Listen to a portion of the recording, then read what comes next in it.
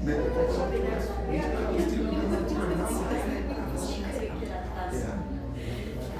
after that, she would untie it and do the first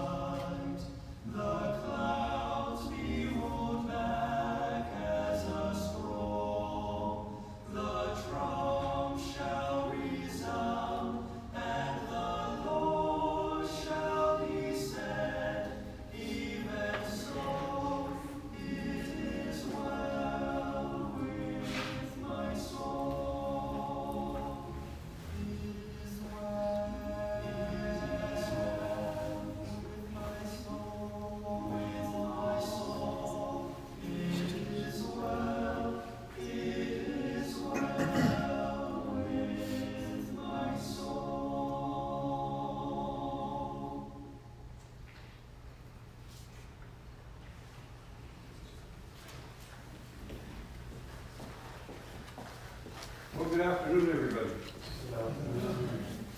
Thank you all for... Hello, everyone. My name is Iraj. Actually, I knew I'm going to get emotional. I wrote things I was going to share with you today. This is just drop of things that we experienced with Susan, and we had so much memory with Susan. Unbelievable. My name is Iraj, one of Susan's Baha'i friends. I live in Abbotsford with my family. We first met Susan at the Baha'i gathering, shortly after moved to Abbotsford. From that moment, a beautiful friendship began. She visited my family regularly. And over time, she became like a beloved member of our family.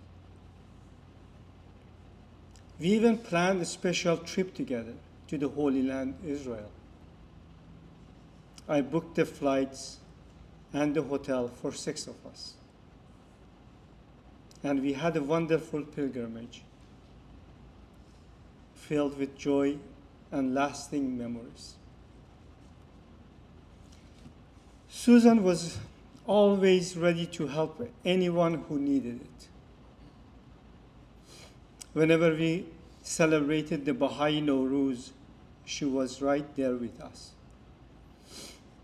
Cooking, cleaning, decorating with us, with love and energy. I especially remember one Nowruz when she organized the beautiful African fashion show that brought so much joy to everyone. And one of the questions everybody was asking, that where did you get all of these clothing? Because almost the entire 50 people, they were coming to a stage one by one, one by one. My family and I cherish so many precious memories of Susan.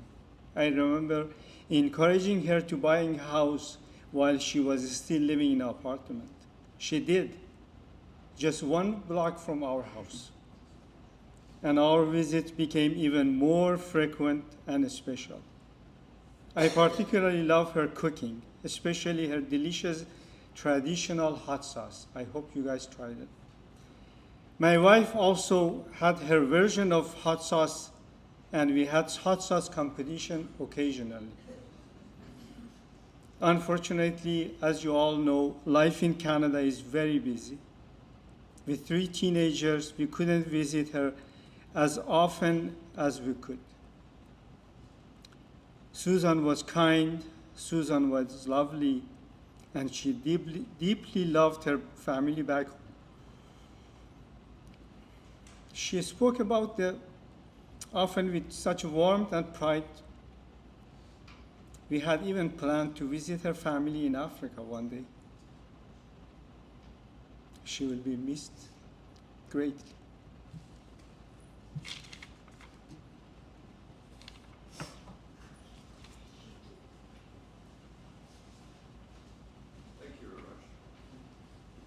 That brings back some great memories for us because we were at many of those Nowruz celebrations as Susan's guest.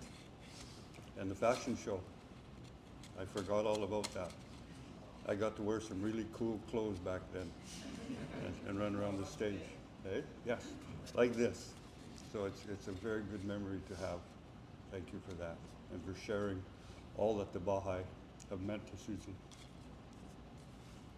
I think we have another hymn.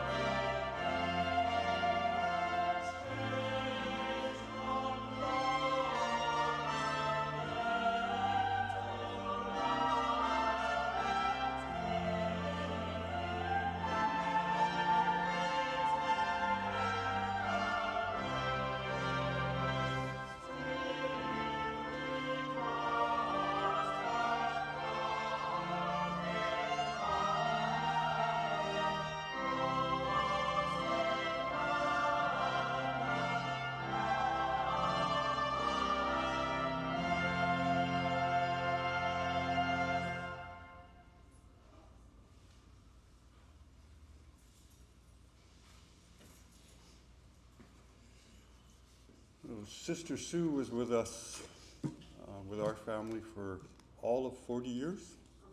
How many? Almost 40 years. So we had a real lifetime of experiences, joys, tribulations, but a lot of time with Susan. Judy went back and met the family in Africa. I think Susie spirited her way for almost 2 full months. So she was really fortunate to be able to meet other family members. Myself, I was lucky because Jesse was here, and we had a lot of time with Jesse when he was still in Canada. And we've stayed in moderate contact, and mostly via Susan over the years, and as to what's happening with the other family members, the siblings, and those that we met. So it's sad that many of you here, Susan's friends, I don't recall, because we ourselves moved away. So when we visited, we monopolized any Susie time we had was just for us, and forget the rest of you. So we didn't get together. I think Donna got to join in once in a while, but we had a few things when we were together. I think there's a couple of other celebrations happening. Jesse, you could talk about those if you had planned to, so that people are aware of that, and I'll leave it to you.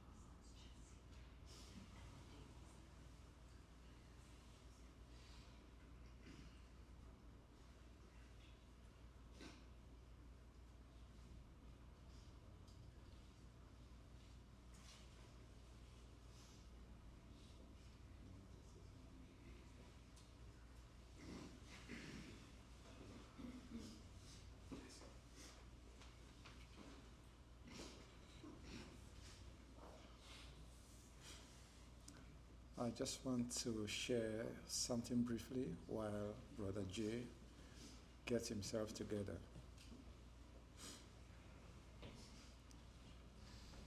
Myself and Brother Jay, we are from a very large family, and JC and I were the last to leave the house. Sister Susan and us, I would say the age difference is almost 15, 20 years.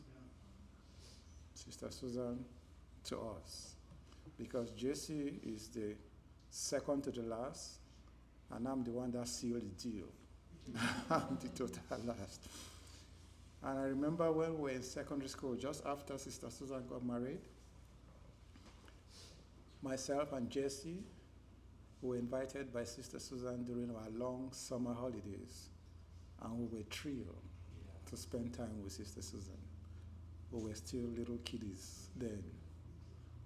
So that really cemented our bond with Sister Susan, because as you know, most of you will not know, in traditional African families, the younger ones don't spend time with the senior ones.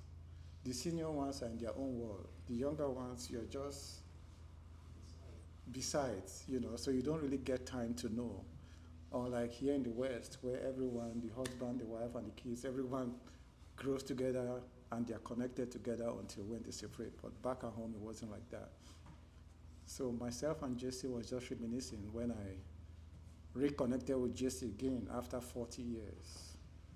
Because when I finished high school, I went to university in a different country. Jesse too went to a different way, and he moved to Canada before I came. And since I moved to Canada over 24 years ago, I've been in and out in contact with Sister Susan. And the last time I think the first time I came, that was when I met Francois and the family, Henry, the wife, Francois, and the kids. Then I came with my wife and 2 kids to come and visit Sister Susan and spend some time with her. And also what I was telling Meg today was, the last time I actually had a physical contact with Sister Susan was 2021, because I called her and she was just recovering from an accident. And she complained to me about feeling so lonely and, you know, tired, stuff like that. So I said, Sister Susan, why don't you come and visit us in, you know, Calgary? Let's spend some time together. At least my wife is at home, my kids are at home. You have some company rather than you just being all by yourself in Abbotsford. And the only contact she mentioned she was having was Henry and the family. So Henry was very instrumental in arranging that visit.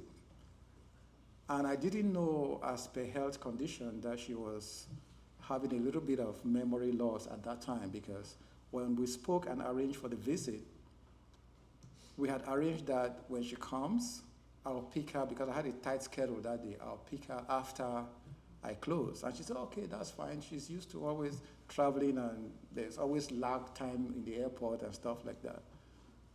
But I didn't know there was a major crisis behind the scene, because when she came to the airport and I wasn't there, she kind of freaked out. She now had to call Henry. So Henry now activated the emergency 911. Henry now called Cameroon. Then Cameroon then tried to contact me and said, what's going on? My sister is in the airport waiting for me. Did I forget or did I abandon her? I said, Henry, I never forgot. I never abandoned her. I was the one that invited her. I booked the ticket, so I knew the time, but my arrangement was her. I told her that my schedule was very tight on that day. When I close, I will come to the airport. So that was what now calmed Henry down, because Henry was very mad at me. How could I do this? You know. But eventually, I went and got her from the airport, went home. We had a beautiful time together. I think she spent over almost 2-3 months with us. That time then, I took her back to the airport and she came back to Abbotsford. So my fondest memory is those cherished 2021 that I spent with her last. Not until one Sunday morning that I heard the sad news. And I called, Jesse texted me to inform me. So in the morning, when I saw his text, and I called him, I said, Jesse, which kind of text are you sending to me? So I asked him, what actually happened? It was here and there. He could not really give me clear, because what he was telling me to me did not really click. So I just told him, well, the worst has happened. Let's just be strong in faith and pull through. And I told him right there and then, keep me updated with the programs. And I'll make sure, no matter how tight my schedule is, I will abandon and make sure I come to give her my last respect. And I'll tell you, it's been very traumatic to me, because this is the very first time in my entire life that I am physically present, witnessing the passing of my own sister. My parents are all gone, but I was not in the position that I am now to have attended their burial back at home in Africa. I actually wanted to go, but because of the security situation and other things, the family advised me not to come, so I could not attend. But this one, I said, no, I must come and pay my last respect to my beloved sister. And I'm very happy to see all the friends that she had touched in her life. They had not just been friends, they have been family. Particularly Henry and the wife and the kids, and Sister Judy and Randy. I was really surprised, because Sister Judy, they visited me in Calgary with Sister Susan way back.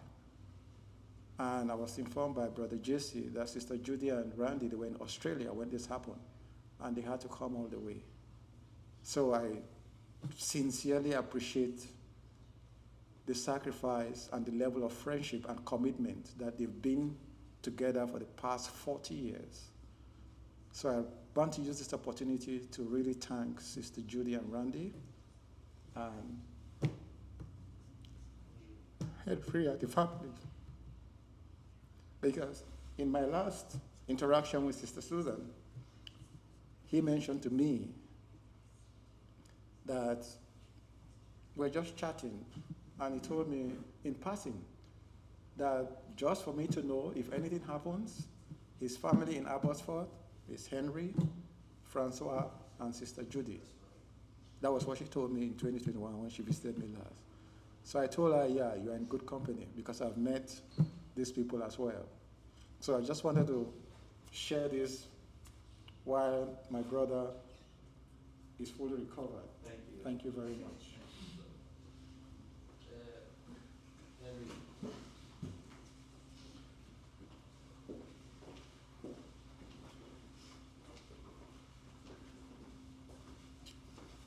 Afternoon, everybody. My name is Henry, my wife Francoise, and my daughter Eva Riel. Eva Riel is almost as old as how long we've known Auntie Susan. When we met her, we were a family of 5, and then we became a family of 6. The first time my family met Susan, we happened to be visiting a friend, I think Iraj and Feruzi. They had set up this meeting. They knew where we came from, and then they mentioned that, oh, there's somebody who would like you to meet. And so they organized a dinner and surprised us. We didn't know who we were meeting. So, but after a few moments, when we got into their house and we exchanged greetings and introductions, it didn't take long for Susan's quirky sense of humor to fill the room. She turned to me and said, everybody calls me Susan Sour, but I am not sour. I am sweet. And the whole room was filled with laughter. That was Susan, with her playful and sometimes cheeky sense of humor, but always friendly and kind.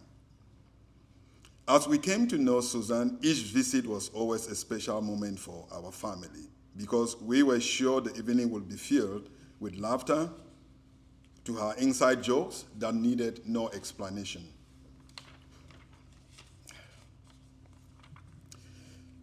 Among her many talents and a generous nature for making others happy was dressmaking.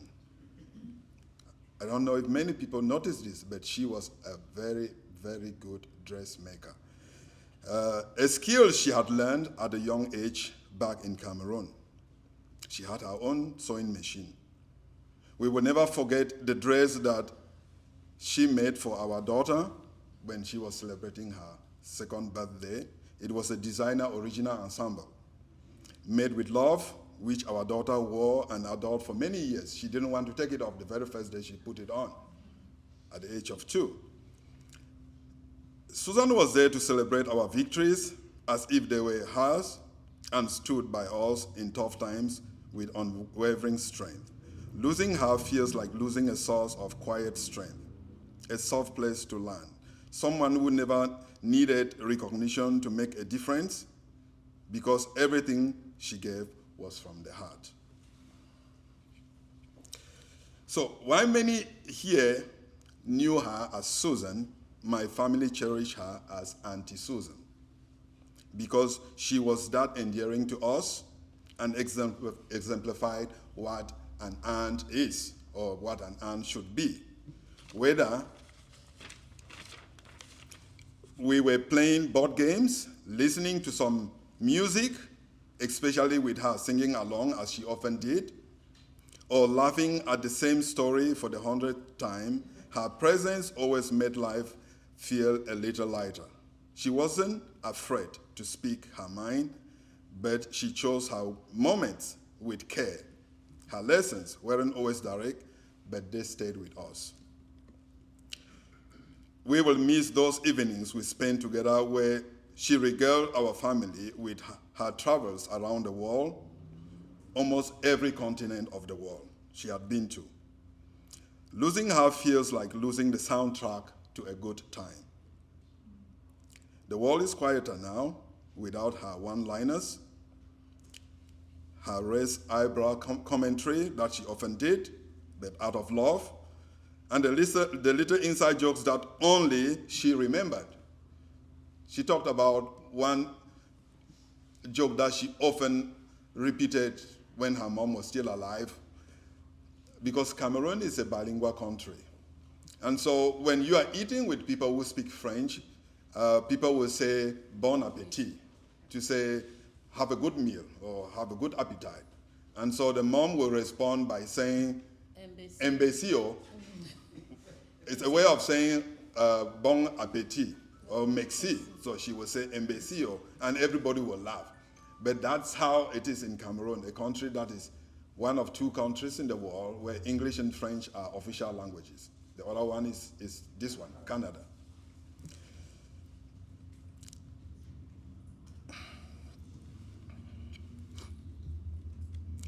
But her spirit, I know it's still here, still part of us all. And as we look around, we see many people who were touched by Auntie Susan's life. And while the pain of losing her is profound, we hope we can all find comfort in the memories we made together. So today, we don't just say goodbye to Auntie Susan, we say thank you, Auntie Susan. Thank you for every quiet kindness, every shared moment, every warm memory, and every bit of strength you pass on without even knowing. We will carry your memory forward, not in grand gestures, but in the quiet, small, loving ways you always did. In caring without condition, in listening without judgment, in loving without limits, in the wisdom inherent in every piece of advice you dished out. That was your gentle way, Auntie Susan, and that's the legacy that you've left in all of us. Heaven is shining today, a lot brighter because of your presence, and we know you will continue to look upon us until we meet again. Thank you.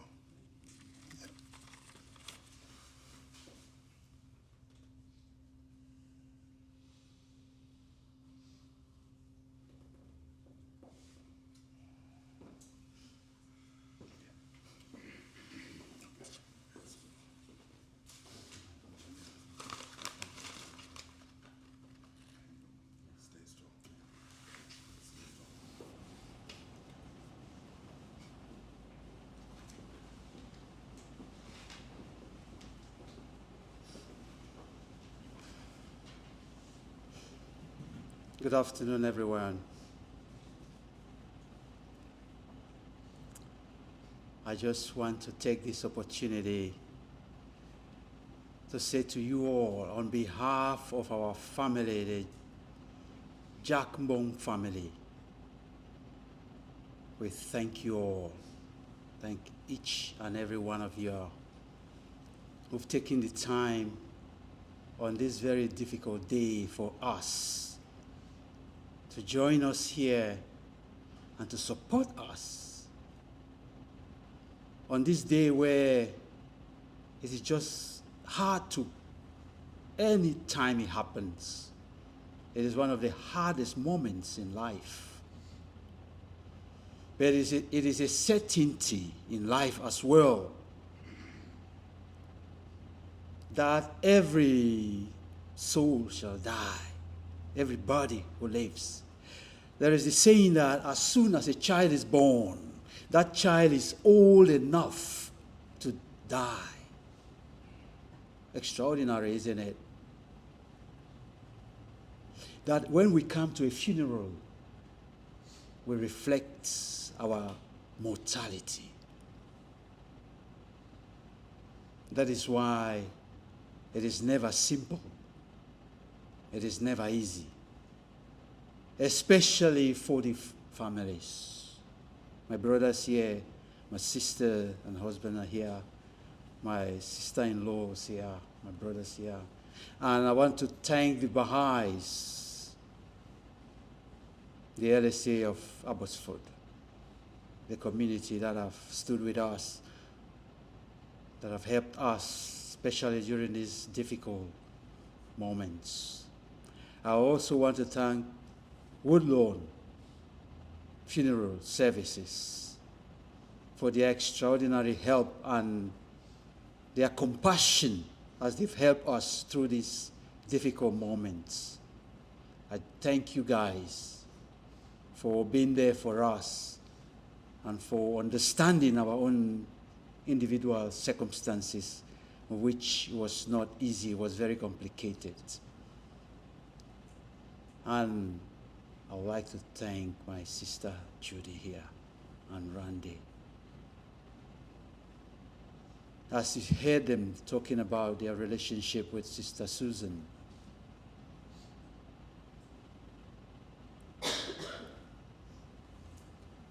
I would like to say that there is also Margaret and Kevin. I've just spotted them now. They came late. They're sitting at the back. My brother and sister, I would like you guys to come and have a seat on the second row here, please.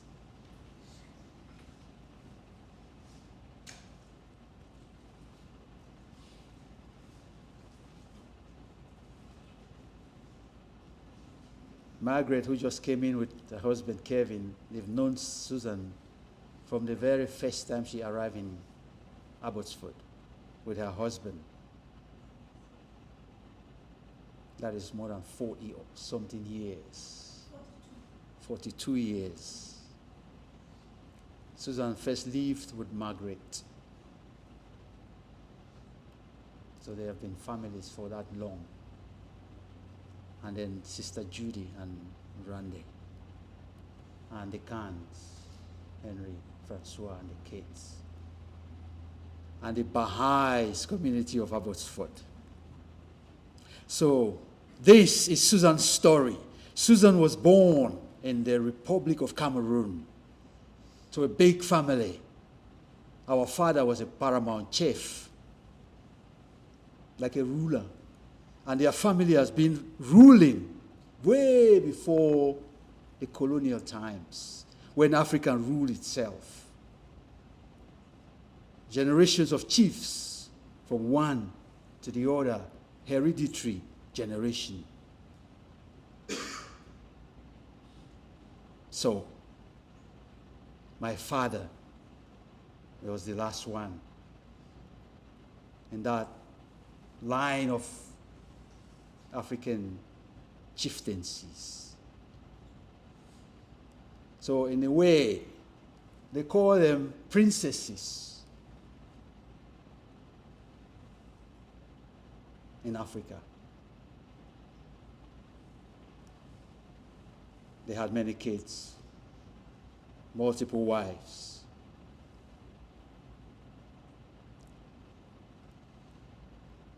Susan was unique in our family. Of the many daughters and sons, she was somebody different. And our parents, they let her be herself. In a lot of culture and back in other countries, you try to shape the child to conform. That this one, my brother, me, they just let us be our own individual people.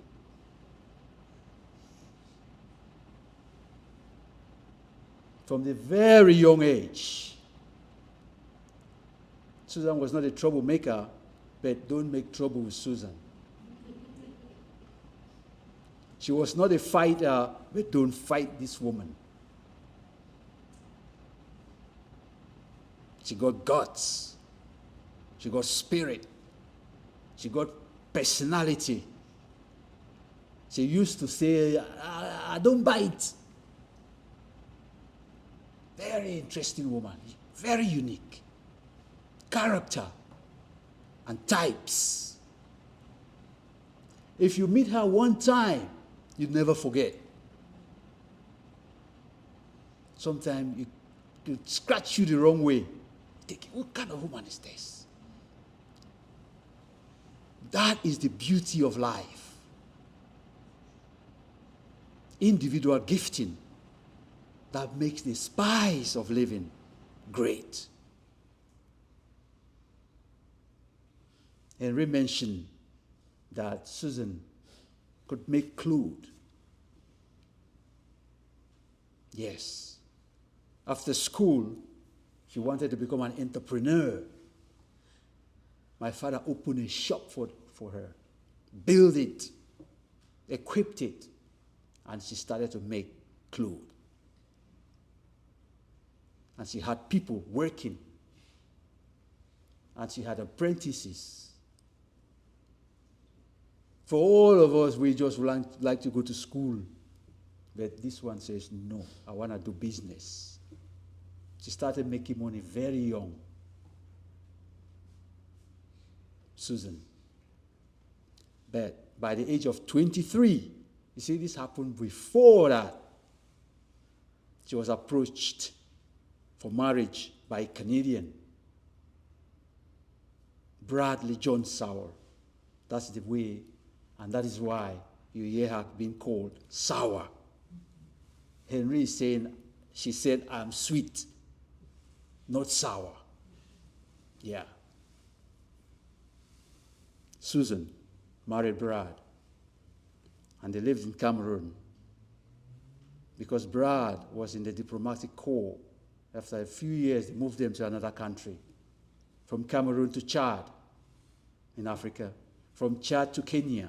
In Kenya, Susan had an interesting opportunity to work with the United Nations, and she studied some things about humanity and the way the United Nations High Commission for Refugees works with countries to help people who are suffering. And with that, it sharpens her. And that was how she was motivated when she moved to Canada. Years after, she went into the care, a profession where she did for the rest of her life. I want to tell you something about Susan's story. From Kenya, this is Susan's story. They went to South Africa. In South Africa, remember there was something called apartheid? In those years, the first time Susan and her husband, they arrived in South Africa, they arrived in the airport, and as they come from the gate into the country's reception, there is a sign, white on this way and black this way. Husband and wife are holding hands and coming, and they made the sign. This is what Susan said happened. The husband, a Canadian, he's 6'5". He looked at the sign and he started to go red. And the people said, sir, you this way? He said, this is my wife. So when Susan turned and looked at him, he saw the redness on his face. He knew that there's going to be trouble here. Susan called her husband. Say, please, this fight is not for today. You just go there. I will go there. We'll meet on the other side. Sometimes there is a fight you cannot win in this sport. It gives you another day to fight it. Brad couldn't, but the wife. There are things that the wife can calm you down when nobody else will do. He chilled out with words to the people. That picture is not supposed to be there. Sister is telling me, you going, keep going. That's twice he's told me, I want you to keep going. So, Susan, as a sister, we have the same mother and father. My brother, as he said, he's influenced the whole family more than anybody else in our family, this woman. like a brothers. In some culture, they say the men, they look at the men more. In our family, women and men can do the same. My father encouraged his daughter to do whatever she can possibly do. You want to buy a house? Buy. Men bought houses, women can buy houses. You want to build one from scratch? Build. So for Susan, it's hard to say you cannot do something. A woman can do anything that she wants to do, that she's capable of doing, and she is empowered to do. There is so much we could talk about Susan's life, but I would like to take this opportunity to share with you something very different. This is Susan's story. Susan told me she once met the angel of death.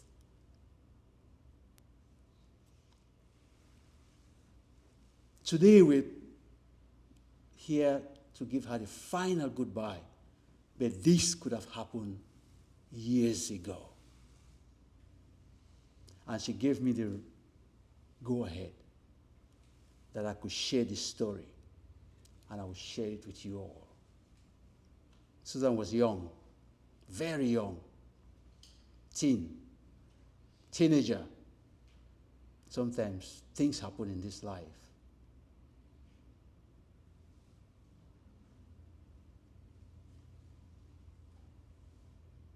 My sister was in a difficult situation. Tough. She couldn't tell her parents. She didn't have anybody to go to. She went to a friend. They gave her bad advice.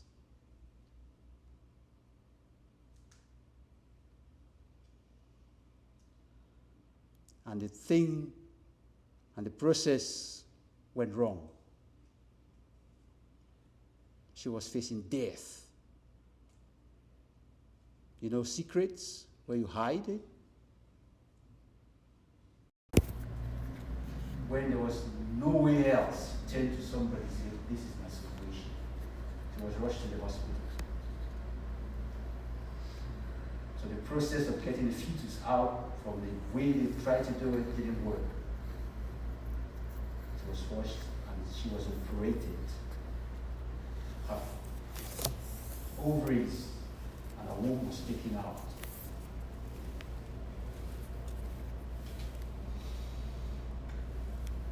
This is Susan's story. She was in hospital. She was in a special ward. My mother was there with her. And then the nurse came in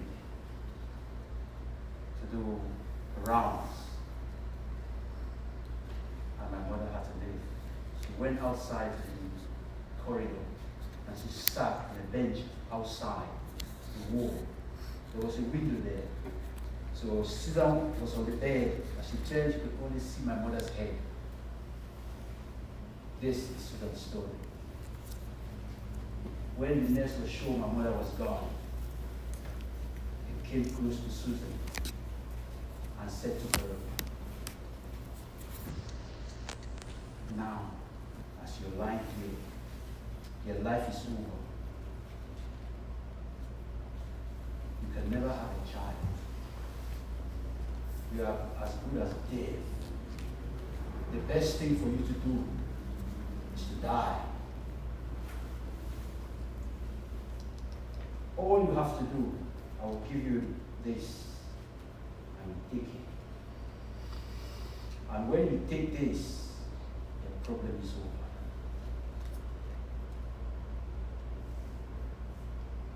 Susan said to me, as she lies there, she turned her head, and through the window she saw her mother. And she thought to herself, what is my mother going to do?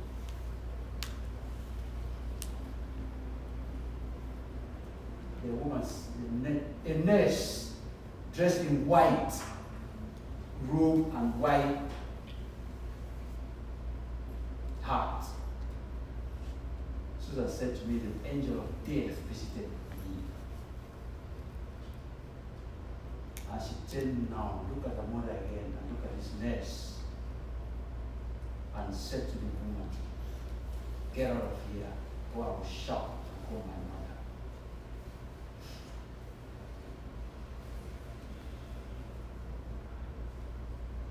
And she turned and looked at her mother again. The nurse was still standing. Susan repeated it again to her. I'm going to shout now. Get out of here.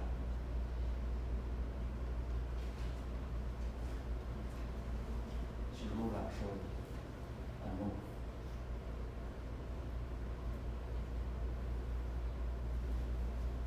That's right. Susan lived, she couldn't have a child, but she had family. She had loved ones. She had brothers, sisters. She touched lives. So as we are here in Cameroon, in Nigeria, they are holding funeral service for Susan. And as we're streaming, we've connected to give a final goodbye to our beloved sister. Right? Without Susan, I wouldn't be who I am. There are many people in my family that are telling their own story. I have a lot of them here. Sister Judy couldn't put it all in the handouts. I don't want to take the whole day reading, because there's so many lives that have touched, and they've sent memories. But there is a lady, she said to me yesterday, Susan is the reason I became a Baha'i. She's weeping. When they met in Kenya, you might be watching now. She's in America, an American lady.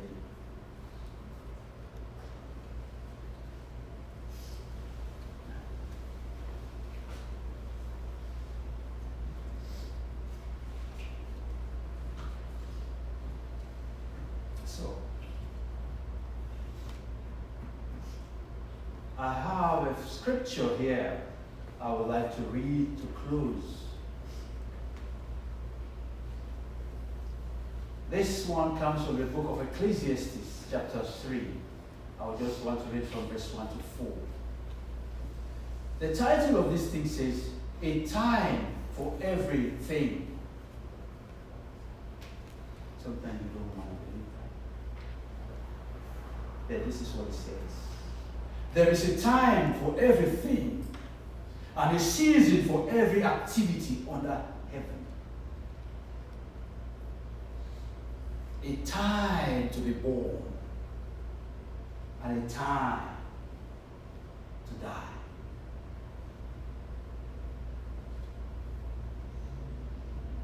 A time to plant, and a time to uproot. A time to kill, and a time to heal. A time to tear down, and a time to build. And the last one, ladies and gentlemen, a time to weep, and a time to laugh.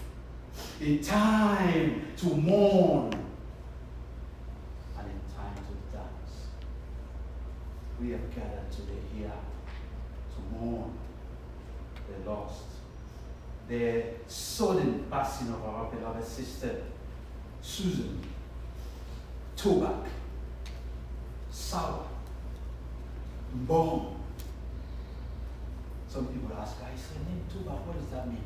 He said, if I tell you the meaning, you will struggle to pronounce it. Toback, I know more.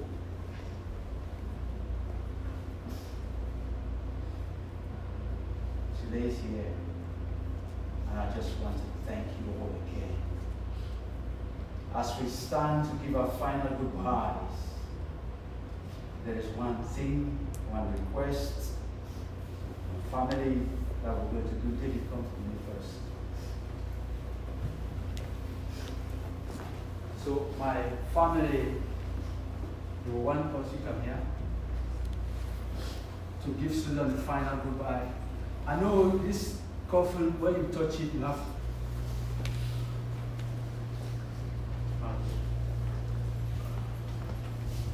Oh, my dear, I didn't know you have a cast. Okay.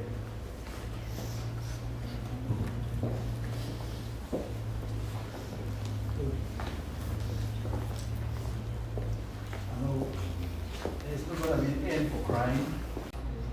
Your jokes, your stories, you making us feel very, very cherished. We cherish you to the end. We're just sorry that it happened this way. We were there with you, beside you.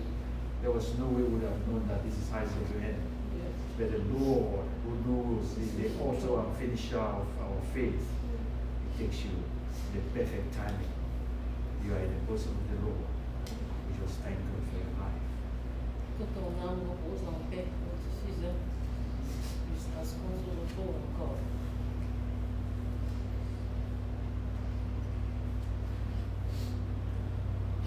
As a final thought, I just want to encourage all of us. The Holy Bible says it's best to be in the place of mourning than in the place of party. So individually, let us take this as a learning moment, because this is going to happen to us at different times. What do we want to leave behind when we are gone? What do we want to be remembered for when we're gone? So let us amend our ways and live in the Bible standard, a righteous life, so that we will rejoice when we depart this earth. And our loved ones that we leave behind, when they reflect on how we touched their lives, though they will mourn because there's a physical separation, they will be happy for the experiences they shared with you, and those memories will last for us forever. Thank you. Thank you all. Thank you, my brothers. Thank you, my sisters. I appreciate you guys. Appreciate all the support. Thank you so much. Please have a seat. Thank you.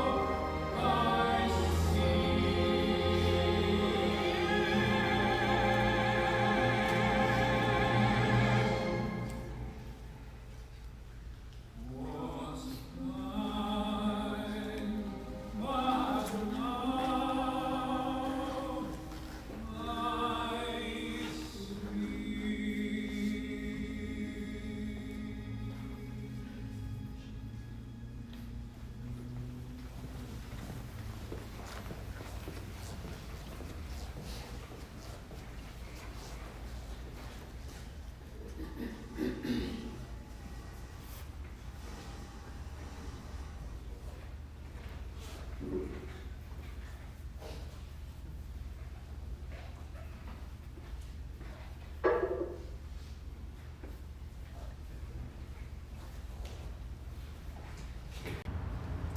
we get to Hazelwood Cemetery, we're traveling closely behind the hearse. Keep in mind to give us some room so that we're able to take Susan out of the hearse and to her final resting place. So, does everyone know where Hazelwood Cemetery is? It's on Hazelwood Avenue in Abbotsford here. So you're gonna come to, there's kind of like there's McClure Road Cemetery and then there's Hazelwood. So you take Hazelwood Avenue, the first entrance is closed off, you take the second entrance, the gravesite is on the right-hand side, but you'll see the hearse there and you'll see us set up there. Does anyone have any questions before we leave? No? Okay. So at this moment, we're going to call the 6 pallbearers forward.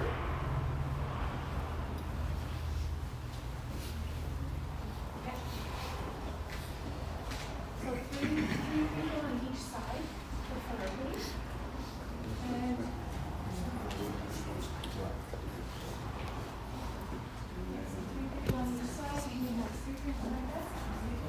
so, as the family is traveling down the aisle of the chapel, please join us and follow behind, okay?